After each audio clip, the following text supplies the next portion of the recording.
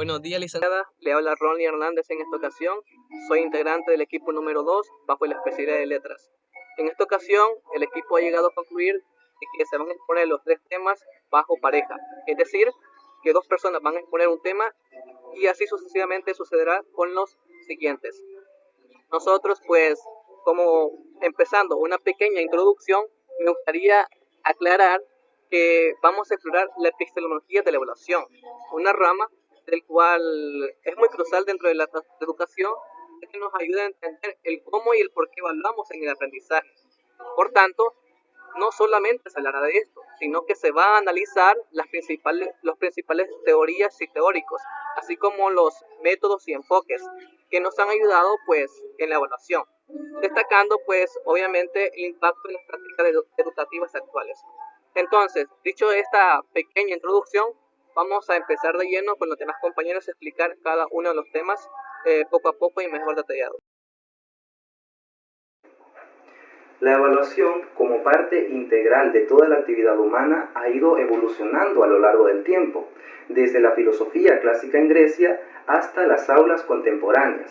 Ha sido influenciada por transformaciones sociales, avances tecnológicos y distintas corrientes del pensamiento. Analizar la evaluación desde una perspectiva epistemológica nos lleva a cuestionar cómo y por qué evaluamos. Este enfoque no solo busca recolectar datos, sino que también emitir e interpretar juicios de valor basados en principios científicos y metodológicos rigurosos. La evaluación educativa ha pasado de ser una simple herramienta de medición a un proceso complejo y multidimensional. Entre los enfoques epistemológicos de la evaluación destacan el empirista positivista, el interpretativo hermenéutico y el sociocrítico. Es por ello que comprender la evolución de la evaluación nos permite mejorar su aplicación en la educación actual. Recordemos, no solo se trata de medir, sino de entender y transformar realidades educativas a través de un proceso evaluativo. Muchas gracias. Una de las grandes virtudes que poseen los seres humanos es la capacidad de poder abstraerse ante estímulos que el entorno genera en su organismo, siendo esto lo que posibilita el dirigir sus acciones y el tomar voluntad de sus actos. Existe una diversidad de definiciones acerca del conocimiento. Según autores, es un proceso mediante el cual un individuo se hace consciente de su realidad, y en este se presenta un conjunto de representaciones sobre las cuales no existe duda de su veracidad. Mencionan que existe varias formas de ser entendido el conocer, como la contemplación, la asimilación y la creación. Esto sucede gracias a que cuenta con un avanzado desarrollo mental que conlleva el uso de la razón, transforma experiencias en conocimientos, producto de la interacción con su entorno. Luego de esto, la epistemología se constituye como una especie de brújula que orienta al investigador en la consecución de los procesos lógicos, enmarcados o aceptados por la comunidad científica como ciencia.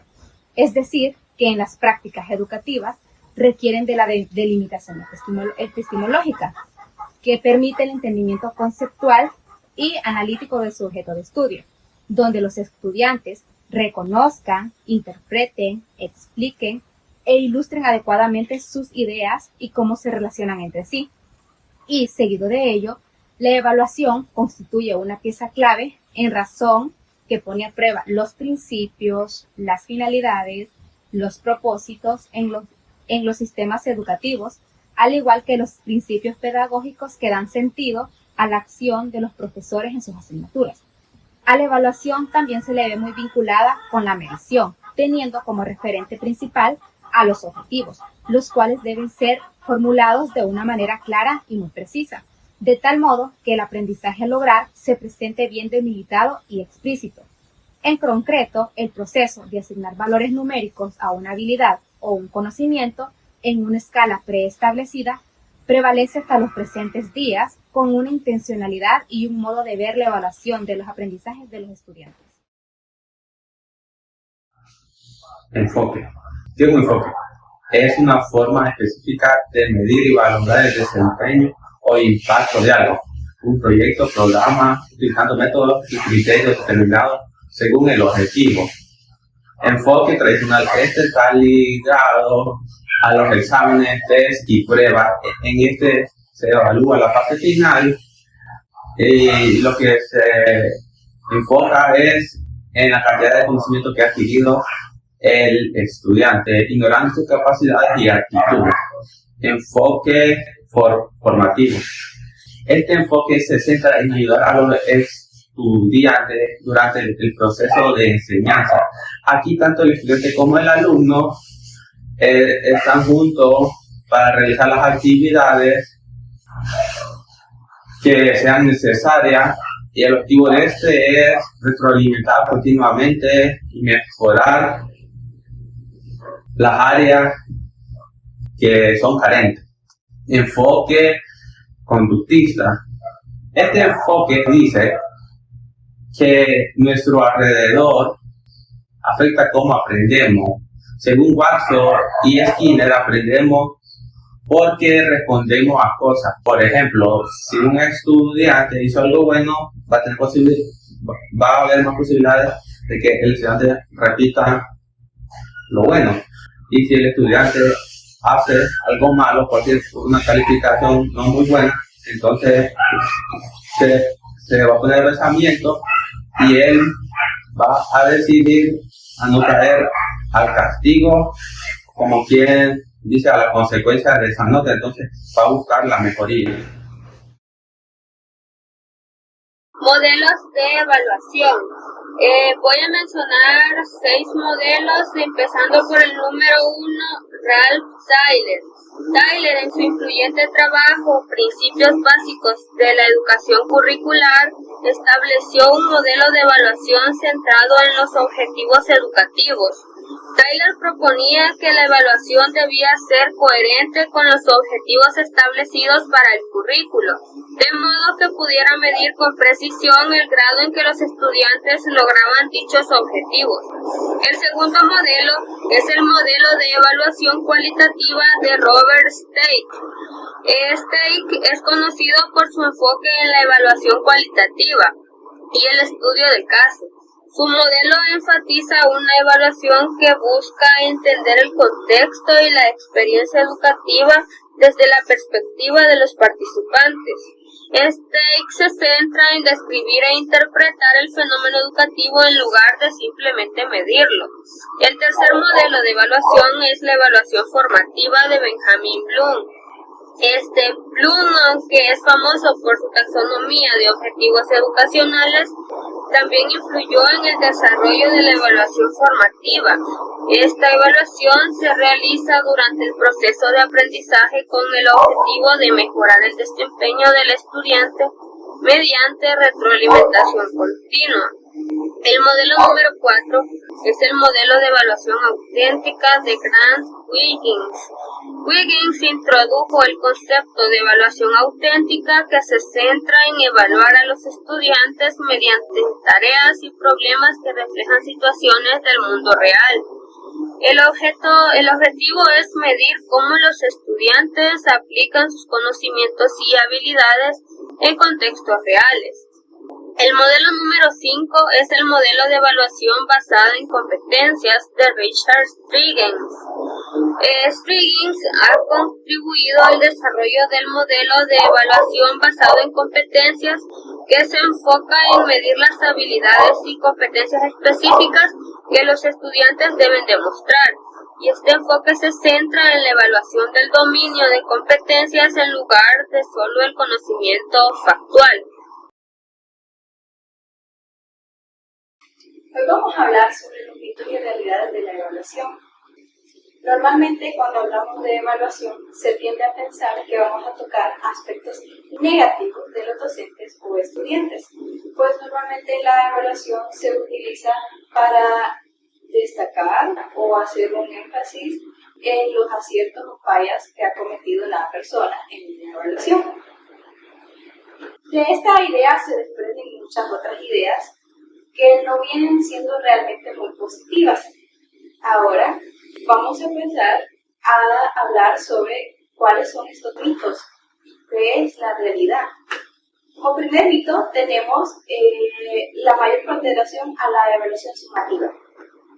Si bien la evaluación sumativa se valora más porque es de ahí que se saca la calificación final, pero no se toma en cuenta la diagnóstica y la formativa, ya que estas dos son cruciales para el desarrollo integral de cómo un individuo se puede formar. Además, esto fomenta aspectos como la responsabilidad y el trabajo en equipo. Aunque esto es un poco difícil de cambiar porque esto de que se le dé mayor ponderación a la evaluación sumativa está influenciado por las instituciones y por los padres porque estos priorizan lo que son los resultados finales. Ahora, como mito número 2, tenemos que las causas de los resultados, el resultado bajo, son culpa de los estudiantes. Pero la realidad es que los bajos resultados no solo se deben a la falta de estudios de un estudiante, sino que más bien también a aquellos posibles errores que puede cometer uno a la hora de realizar un instrumento de evaluación. Y porque no se considera también el ambiente en el que el alumno se ha formado. Ahora, como mito número 3, tenemos los factores en los resultados de la evaluación. El conocimiento no es el único factor en los resultados de una evaluación, sino que factores como el instrumento, el entorno y la familia, la familiaridad, son un tipo de preguntas que también van a influir en la evaluación. Así que tenemos que tomar en cuenta que una sola evaluación no va a garantizar el aprendizaje de un estudiante o de varios estudiantes. Como mito número 4 tenemos el propósito de la evaluación. Se dice que el propósito de una evaluación es clasificar y juzgar a un estudiante. Pero la realidad es que esto también debería permitir o principalmente proporcionar información para que el estudiante mejore y también pueda tomar decisiones un poco más informadas y se pueda desarrollar y mejorar continuamente.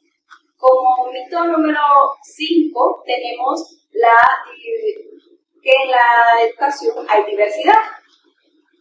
Normalmente no se toma en cuenta en las evaluaciones la diversidad de estudiantes que hay y la evaluación se ve limitada, pero la evaluación no se limita a pruebas escritas, sino que también pueden haber proyectos, presentaciones, debates, entre muchas otras.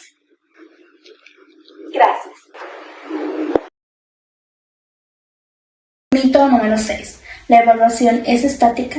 La evaluación no es estática, está sujeta a cambios, debe evolucionar para adaptarse a las necesidades cambiantes. Mito número 7. ¿La evaluación debe contener influencia del evaluador? La subjetividad puede influir en el proceso de evaluación. Los evaluados deben estar conscientes de sus propias percepciones y sesgos. Mito número 8. ¿La evaluación no requiere la participación de los evaluados? Se debe involucrar a los individuos en el proceso de evaluación para aumentar su eficacia. La autoevaluación y la coevaluación fomentan la responsabilidad y un aprendizaje activo. Mito número 9. ¿Es necesario planificar distintas actividades para evaluar de manera completa los contenidos? El docente incurre en el error de mientras más actividades realicen, mayor serán las situaciones de aprendizaje en las cuales él podrá evaluar a sus alumnos.